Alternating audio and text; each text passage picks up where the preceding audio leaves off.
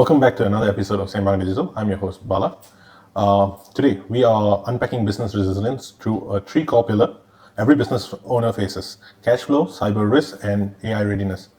Okay, so joining me today to navigate these challenges is Jayden Chuah. Jayden, welcome to the show. Thank you. Maybe you can self-introduce yourself. All right, so I'm Jayden. I'm from VK Wealth Planners in Neighborhood as head of general insurance. So beside that, I'm also the chief InsurTech officer of the EasyCover.my apps. Yeah, Okay. Thank you. Okay, nice. Okay, it's great to have you here, Jayden.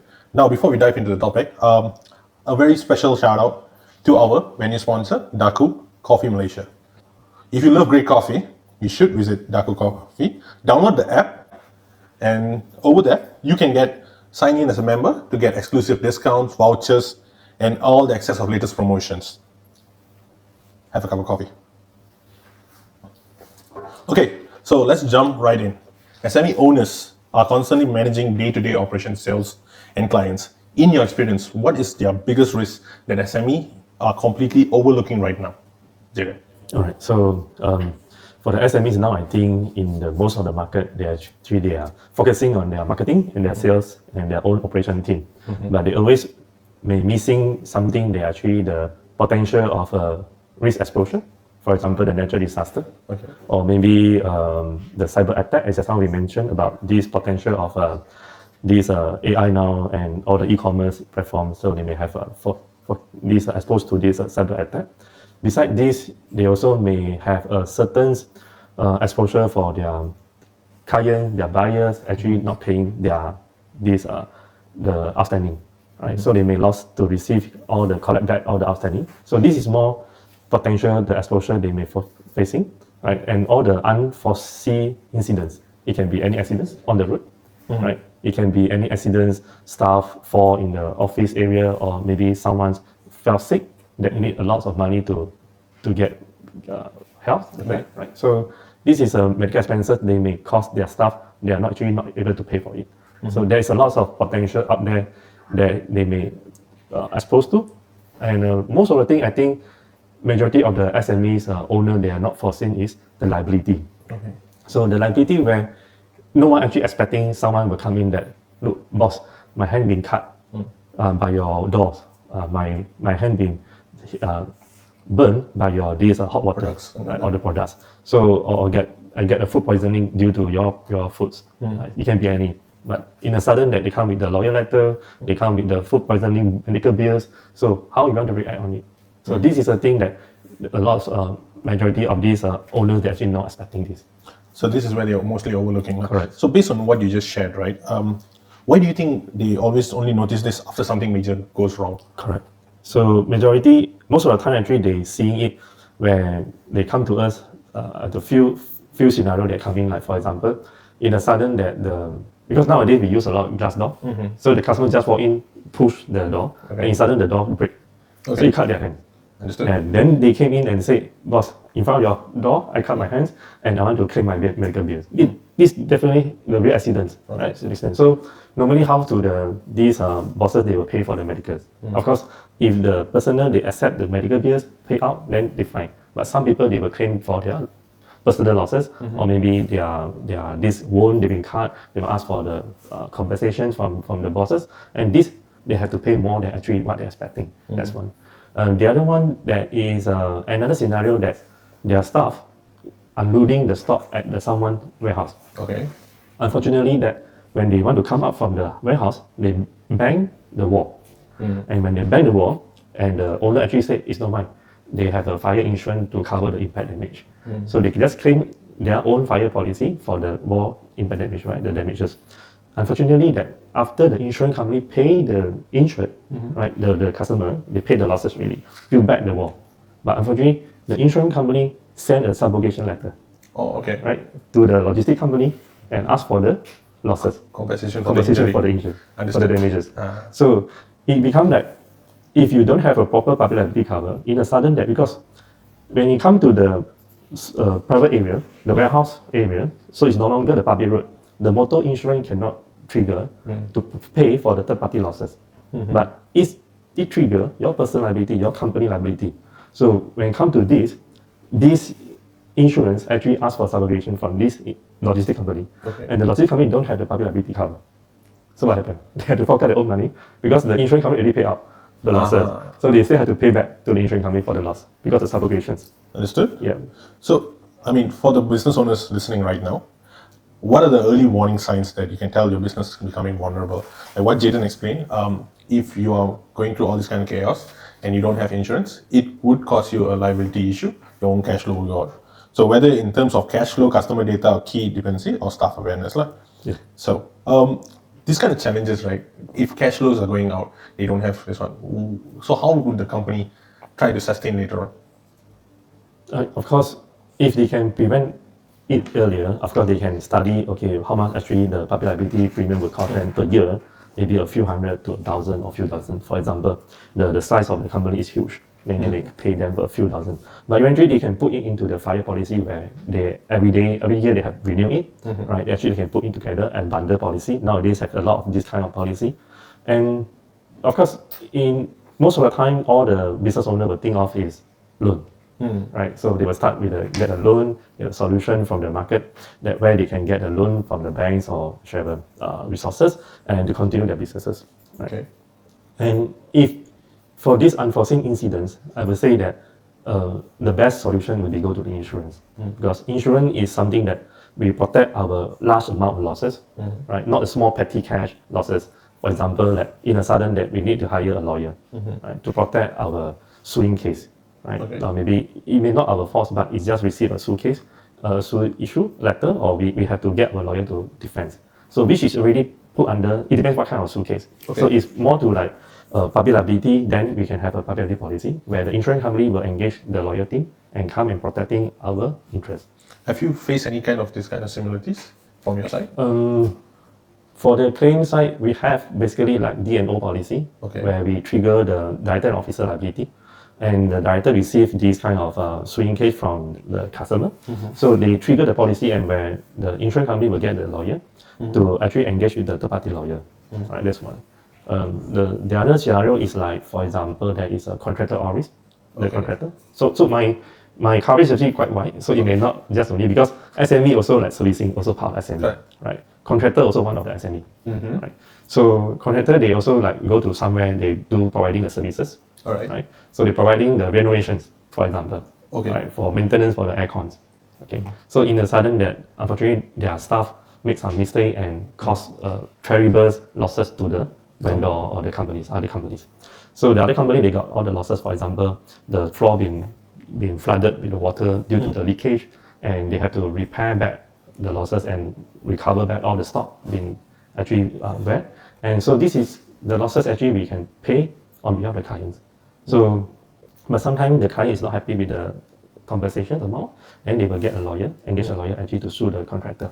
So with that, so we will have our lawyer team to come in, step in, and we also defend the contractor.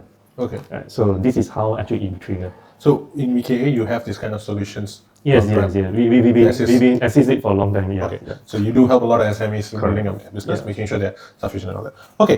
So that brings us directly about cash flow, how you said earlier, right? People often say cash flow is the health of business. Okay, how does basic financial disciplines affect the SME's ability to handle sudden unexpected disruptions? Example: cyber threat, attacks, natural disaster like this one, you say flood happens, or operational outrage and all that. In your perspective, how do you think we can assist them or help them? All right, well, that's a good question. A majority in the markets, I think the business owner. Some business owners, they may have a lot of cash flow sitting there for investment or other purposes, and they can take out the money for helping their business anytime. But majority in the markets, I believe the business owner, they have a very tight cash flow, right? So with very tight cash flow, maybe they can sustain for 6 months or maybe 2 months max to cover their payroll, the stocks, ordering and the rest, right? Expenses and the rental. And to that extent, nowadays actually the cash flow is very crucial to them. They cannot afford to any incident, in a large loss incident happen to them. Right? It can be any angles. Like for example, just now we mentioned about the natural disaster. Like lately in Ipoh, we have a claim from that the tornado happens. 200 houses, the roof gone, out, right? So the house may also lost their property, losses, or they have to do the repairing against for this. And sometimes it can be that's how you mentioned about the AI cyber attack. Correct. Yeah. For the cyber attack, we may lose most of the time. So far, we haven't faced it before, but we hear a lot of like when they lost this access to their own system because been hacked, and they are no more their customer contact. They don't have their clients' data anymore.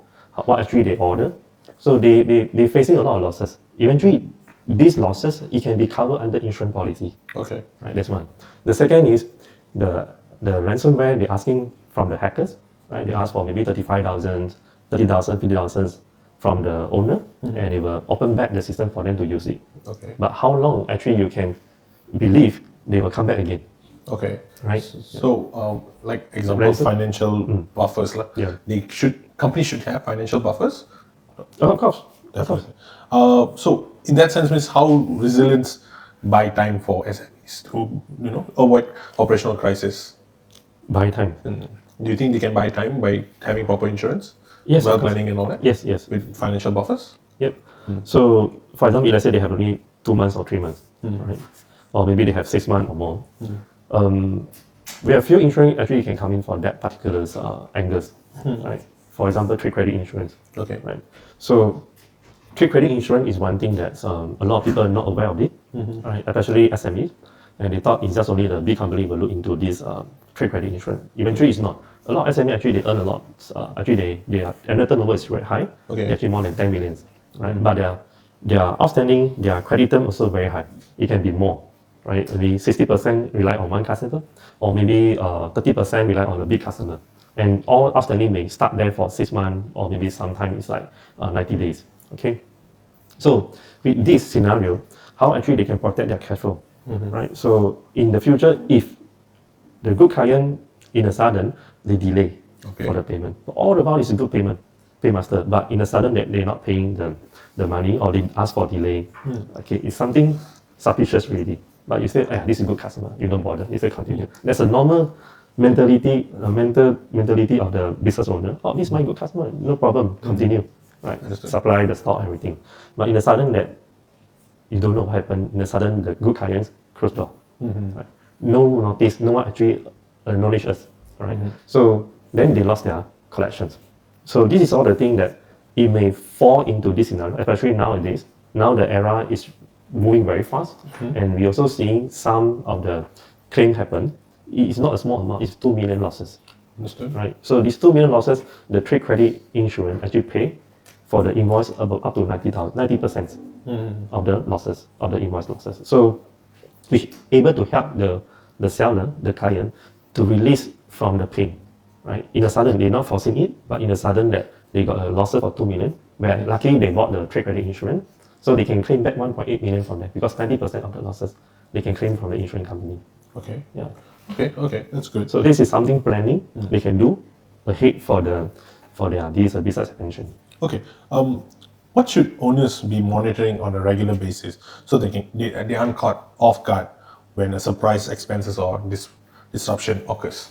There's a lot of angles. We can start from the employee side. Okay. If the employee have enough medical coverage, right? Do their employee any possibility of like exposed to accidents or illnesses that actually will cause them painfully, or they not even can afford to pay for it, right? Then this one we can come in for the medical card cover under the company level. Okay. Right? At least we cover 30,000 or up to 150,000. It depends how much actually the company have afford the premium size, and this premium actually can get deduct from the income tax. Okay. If you don't mind, could you share like maybe 2 to 3 financial metrics or visibilities that you think for the people to understand on how owners should check their weekly or monthly, to avoid getting off guard and all that on the expenses? On expenses, Yeah. I believe this one that they will know about it by themselves. I will say that I think this one is not a place that actually I can give a very good answer for it. But basically, we are talking about at least 2 months. They have enough buffer actually to cover their expenses. Okay. So since you said this is not the right place to explain this, do you think you can share this on the 27th August, the program that we'll Yes, be working correct, together? of course. Can? Okay, yes. Okay. So this program, we'll discuss further later on about this. Yes. Maybe right now, for small teams with limited time, what are the simple financial safeguard SME owners should put in place starting today? Maybe you can just give us like 2-3 practical practice on financial safeguards. Financial safeguard. Yeah. For the financial safeguard, I believe that they can start to check their financial status, right? Maybe from their CTOS, from the different angle from the banks. They can submit their bank loan first, right? Before they need the loan, right? They can start to look into these protections, right? So what actually the negligent potentially exposed, right? And what kind of asset losses they cannot have it, right? So they need to have this cover. Is that the proper cover for them? And these are a few places they can start looking at it. Yeah. Okay. Okay. So maybe do you have any experience? Have you worked with any companies with a small team who from scratch didn't know about this, but then with your guidance, VK and all that, has now been more secure? This is not for my department. Okay. My department more to the risk management. Okay. So for my another department, they have handling this like they are doing the corporate advisory. So they actually help a few companies. They actually expand more. Okay. Yeah. So that's more successfully you can get this answer from the other departments. So they have eventually Yes. been secured. Yes, Okay. correct. All right, cool. So now we'll be moving to the next stage. Okay, let's shift gear to technology wise. Okay. All right. Okay. So earlier we were just having a chat outside. We were discussing about how IT guys are numerously facing a lot of threats. Building their business, they have been the gatekeeper for Yes. protecting all threats around. Correct. But it's also been a very huge challenge for them to keep up with the upcoming trends with AI. All these new techs are coming in, so they are moving forward. Sometimes threats are moving like 3 steps ahead. IT guys are just moving up the ladder. It's a snake and ladder kind of concept. So, do you think at what point cybersecurity needs to become a core business and cyber insurance and all that? I believe you also shared that earlier about cyber insurance. Maybe you can explain more about this to us. First of all, I think the good thing is our governments actually have a very good guidelines, all right? Especially nowadays that we have a PDPA 2024, the latest one. And this guideline actually we have to look into it seriously, Okay. right? Because the data leakage is very badly impact to our Malaysian environment. And the second is, with this, starting with the ISO 27001 or maybe with the this system, this IT system to be more proper protecting, right? With all the cybersecurity operation center to monitoring our usage, our user the behavior, and also beside that, and we have antivirus, we have a few these IT solutions, like for example. Very simple nowadays actually for those people they doing the system on their app. We are now talking about this MFA, the multi-factor access for this system. Or we have EDR, and then the most important thing is for the data and also for this company, their IP, their intellectual property, they actually should isolate it from the online system. Okay. They have their own copy. So this is a thing that actually we can look into it that our IT have do it correctly or not. Okay, once they have it, they can have the insurance, the cybersecurity insurance. We can come in to actually guiding the owner of the company, or we have an assessment with the IT department together to look into this coverage. All right. Before they onboard this insurance coverage, we definitely need the system to fulfill the requirements. For example, just now we talk about MFA, the EDR, isolate the data, for example. So how frequent they doing it? So we have this onboarding process, at least the owner immediate knowing that their system is protected, safe to use, or how far actually it can last. Okay. Right. So this is one thing that we are helping our client to doing it. Okay. So before we move forward with more questions and all that, I think IT guys and every one of us do need a good cup of coffee in the morning to avoid cyber threats and all Yes, that. correct. So shout out to our venue sponsor once again, Daku Coffee. Thank you for this fantastic place. Honestly, the coffee is really good. If you're a coffee person, this is where you need to come, get a coffee. And then we move forward with more questions. We switch place, by the way. The lighting looks good better than Jayden that side. Okay, like we were speaking earlier, right, about cyber insurance and all that. So now I've heard stories about how manufacturing companies and all that got cyber threats, got hacked, request millions and billions and all that. Yeah. And all that. In this sense, right, how do you come in?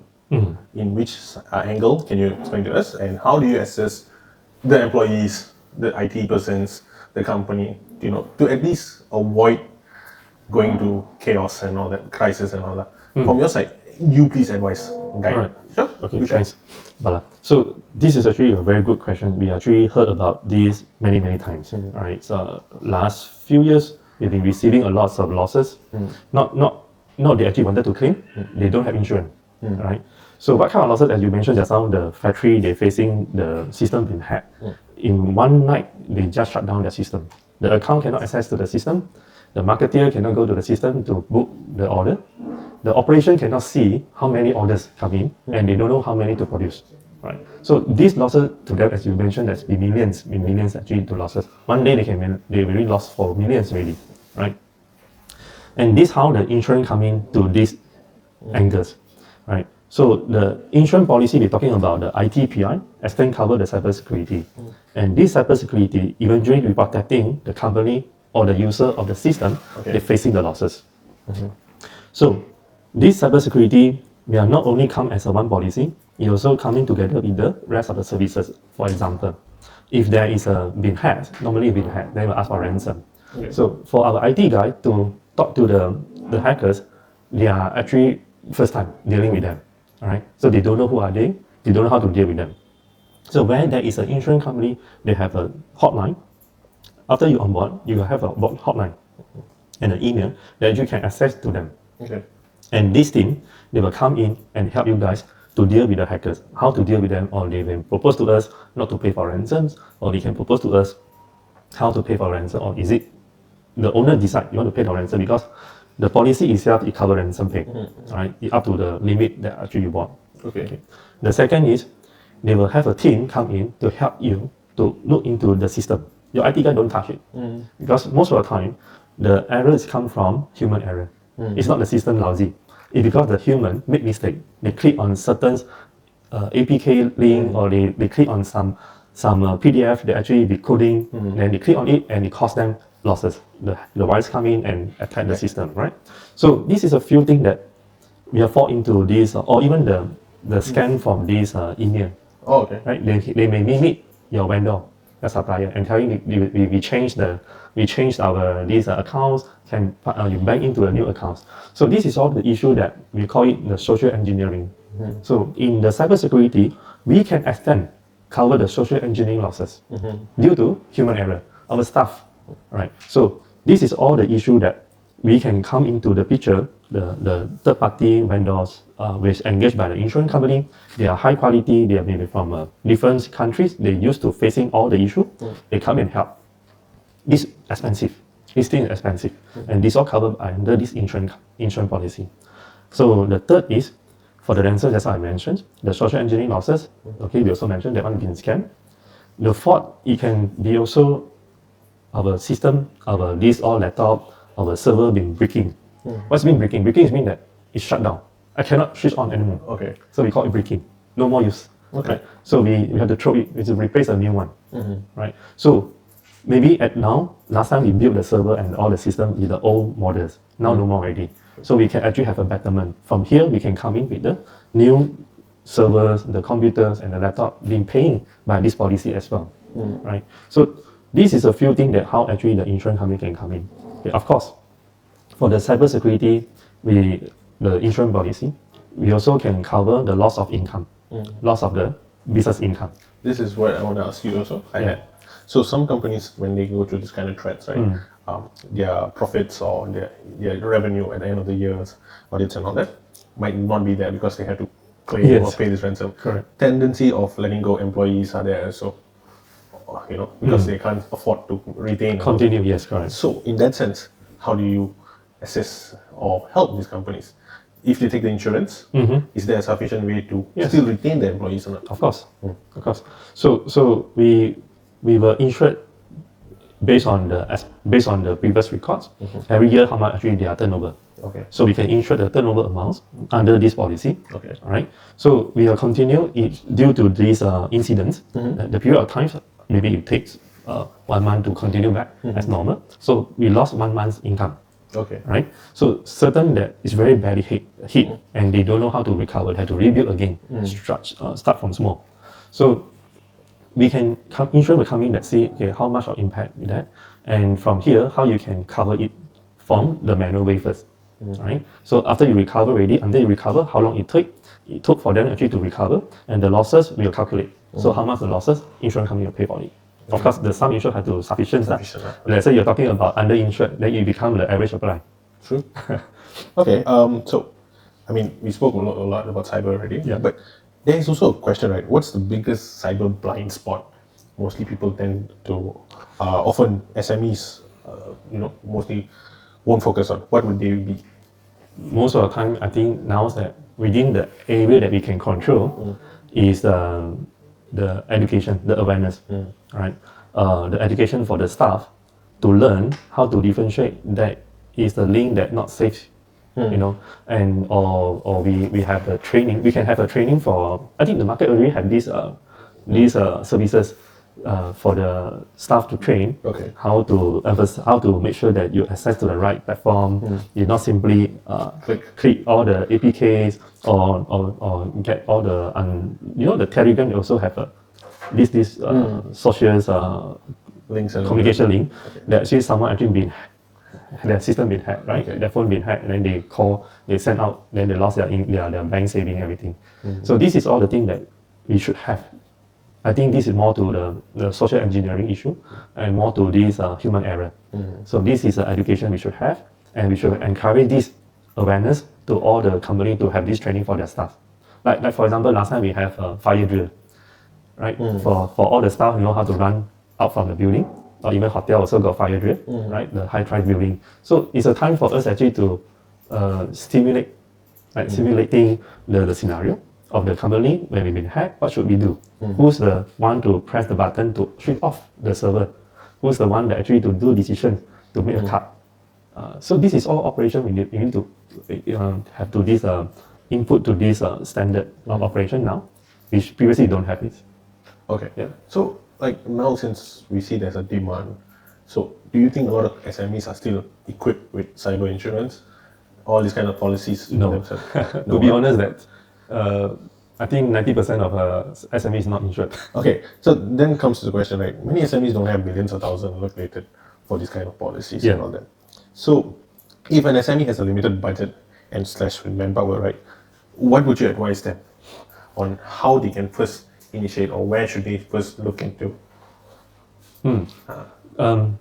That's a good question. I believe that our SME actually is a hard-earned money for them, right? So, but we are not denying that the e-commerce, the social media is a one new marketplace for us to marketing our products and services.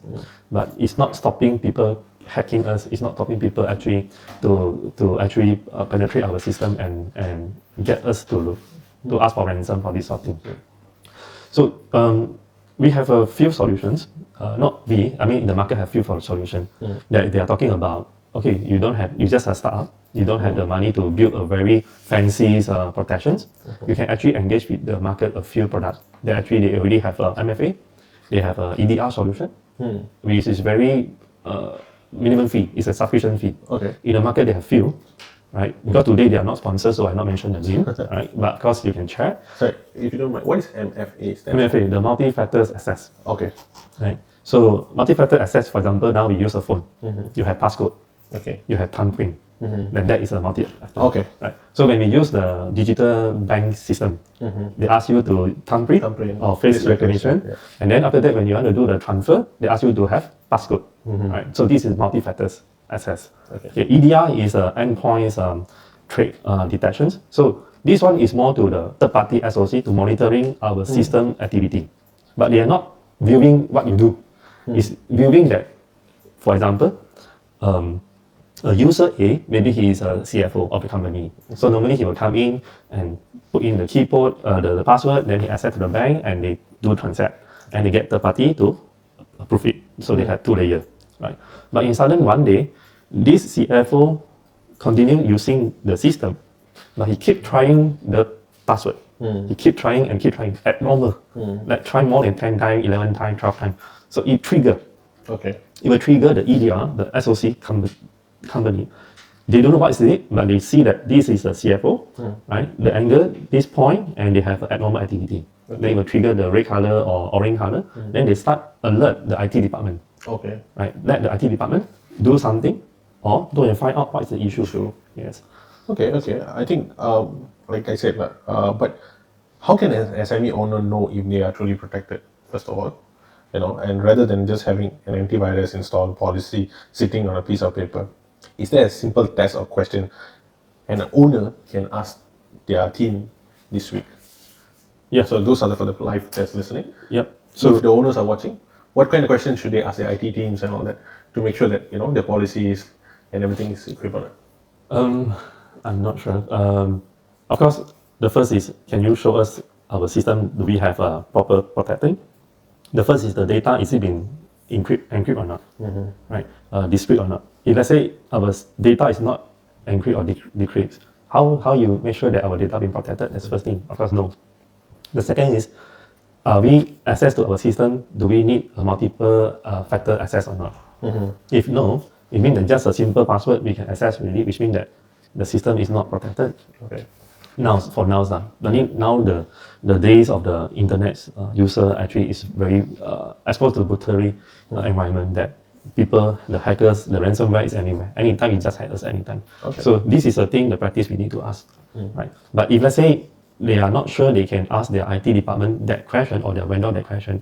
Actually, they can get the insurance company the simple ITPI proposal form, the very simple one, right, on the shelf that they already have that product, and you get the form passed to the IT department or the IT vendor to fill it up. If they couldn't answer all the questions, it means that your system is not protected. Because it's very put in a simple way. If I buy a house, I want to protect burglary, break-in. If I don't have the door, I don't have the alarm system, You get robbed. yeah, you get robbed easy, right? So people can just walk in, right? Correct. Yeah. So the insurance will ask the same question for the IT department. So do you have a protection? So how you prove that you have a protection? So the same questions. So if any business owners are here, they are kind of curious, they can reach out to you. So, Yeah, sure, of course. yeah. So you can reach out to him. He can assist you guys. Okay. Now, let's talk about the tools everyone is using. AI. Employees are using AI tools like ChatGPT or cloud every day to speed up their work. What should SMEs be careful about before feeding companies' customers' information into AI tools? All right, cool. There's a It's more of a data yes, breach. yes. That's a very good question. I think nowadays we use AI to do our marketing, posters, Correct. video clips, and so on and so on. Or even that people using the AI to do coding, the website coding. I mean, chat with a few professor or even the IT specialists.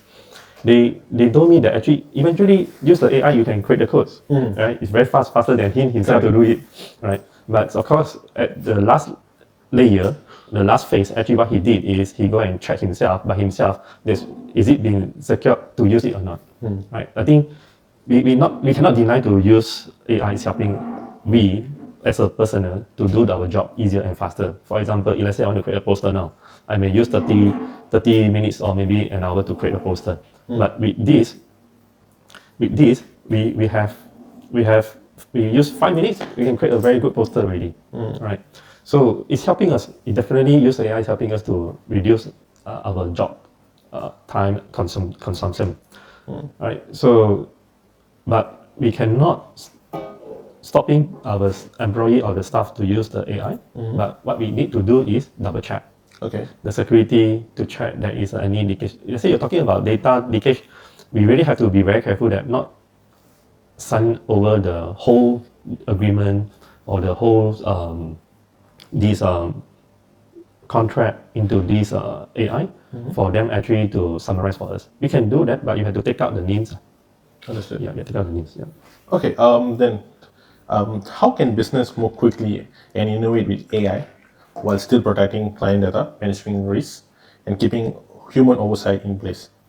What is a simple AI governance practice an SME can start with today? Wow. these are huge expenses. for SME to talk about how you're protecting ourselves from the AI, I think it's very difficult not go to internet. Understood. Yeah, it's very difficult. So I would say that it's a huge step. I believe that even the MSC also facing the same problems for them to actually facing the AI issue, right? So the best part is like, if you are saying that not ask them to link their system with the AI, I think a bit difficult, but they need to separate it from the AI and the main core system. Okay. Okay. So right now we're just going to look at some Q&As that you got on TikTok Live. Okay. So let me just read them out to you and see what you would advise them. Employee benefits are often viewed as an additional expenses. How should SME owners think about them? Okay. Employee benefits are often viewed as an additional expenses. How should SME owners think about them? All right. So I come across to this scenario before I jump into the conclusions. There's one owner, business owner. His staff got one illness. I think he caught pain. I think appendix. Okay. He got appendix, the staff. So it's very pain, right? He cannot come to work.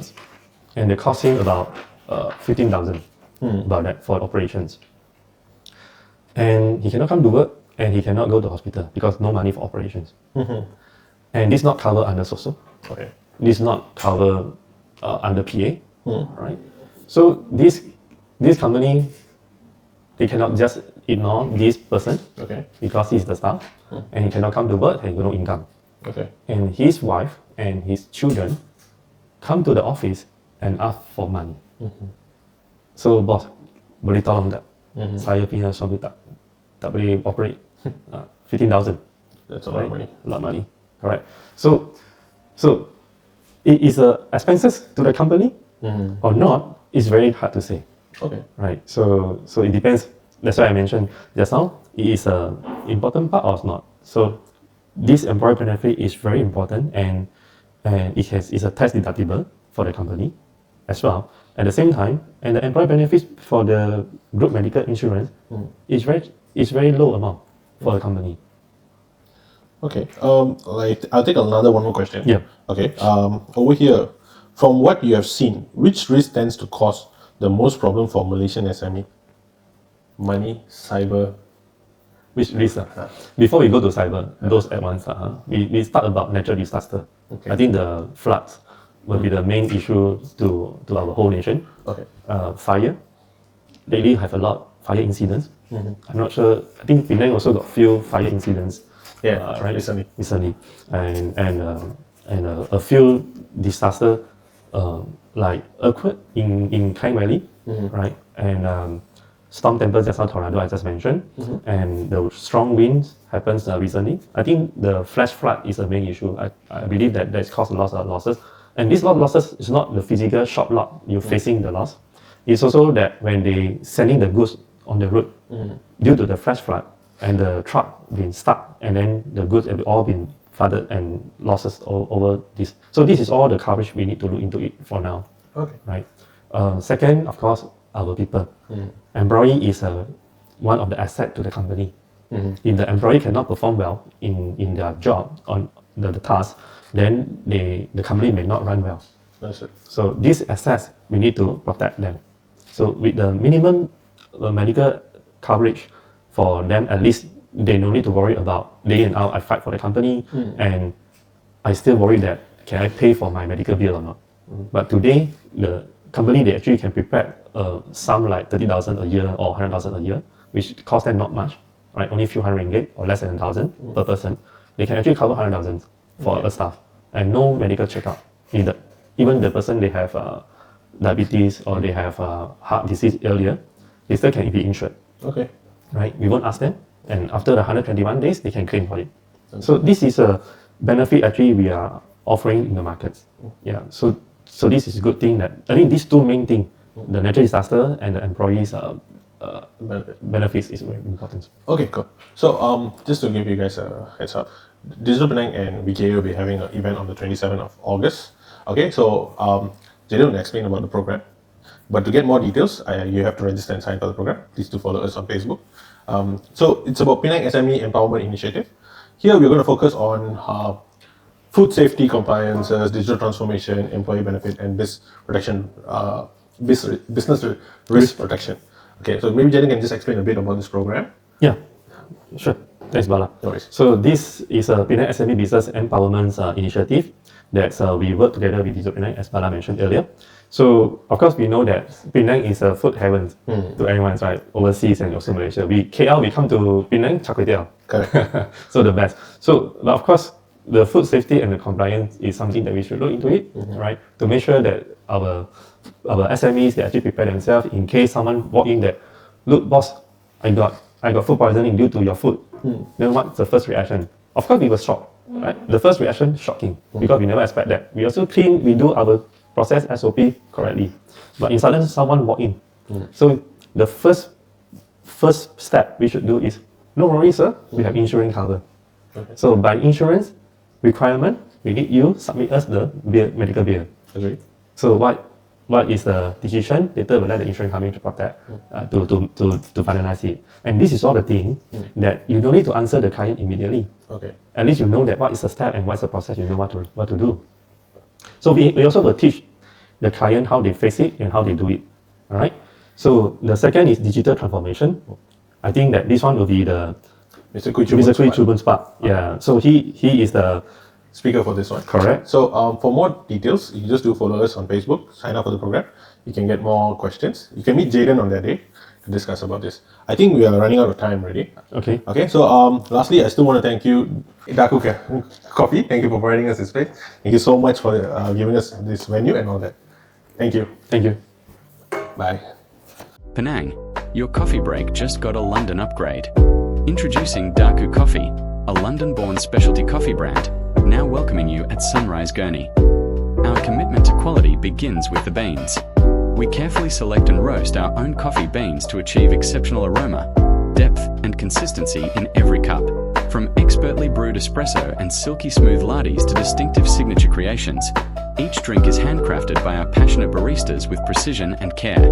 Daku Coffee combines quality, craftsmanship and contemporary London style to create a refined yet welcoming coffee experience. Discover Daku Coffee at Sunrise Gurney today. Franchise opportunities are also available. Daku Coffee, born in London, now proudly brewing in Penang.